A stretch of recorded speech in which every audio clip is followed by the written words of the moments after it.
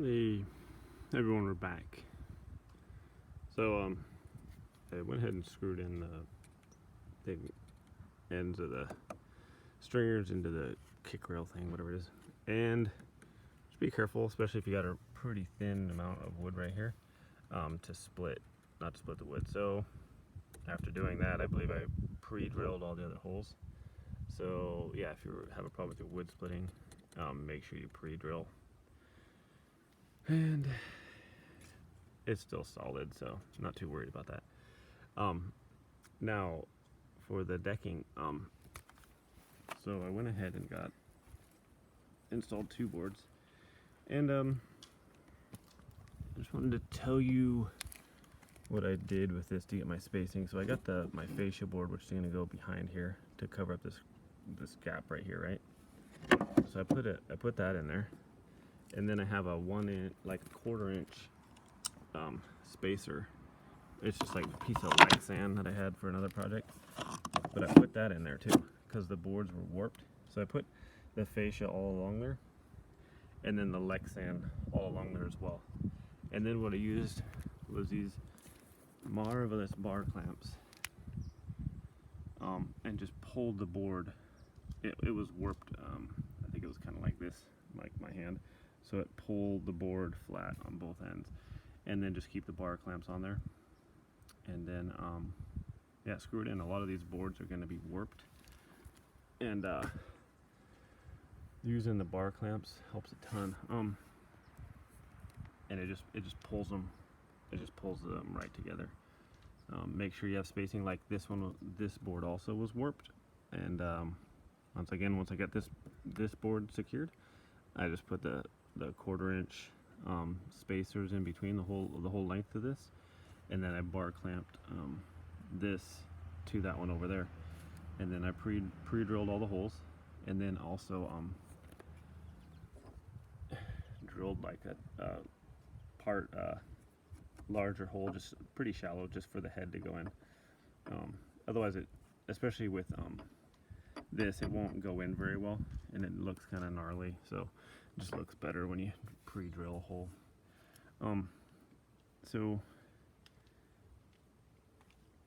now we're going to do this bottom part, and unfortunately I don't have boards that'll fit the length of it, so I'm gonna have to do a couple smaller boards lengths, which is okay.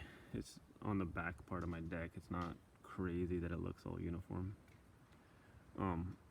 At any rate, so we're gonna use the same process to attach this. So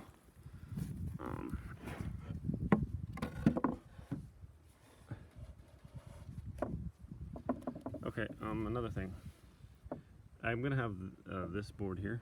It's gonna go over these three. Then I'm gonna have this board here go over these 4 stringers here, and then I have another one go over those 3. Well, if you got a board that's going like this, because the middle stringer is higher than the other ones, it's gonna leave it wonky on one end. This one's fine, but so if you have that problem, just take a sander, like, and just shave just a hair off of it. Like this one's probably, I don't know, maybe a 1/16 of an inch higher. When you're gonna have some probably a little bit of discrepancies in the heights of these. You're not going to be exact, probably. If you are, more power to you. If you have a whole length of the board, it'll cover those inconsistencies. Like, you're not going to see a 1/16 of an inch on this once it's all screwed in and stuff. Especially with the thicker boards, the 2x6s. If you have like a thinner deck board, you might actually. So it's important that you try and make sure they're all the same height. You can use a level. You check them out, use a board, whatever. At any rate, so what we're going to do is we're just going to secure this one down, and then I'm going to do the end pieces, and I'm going to shave this one down a little bit. Just shave it with like a sander or router thing.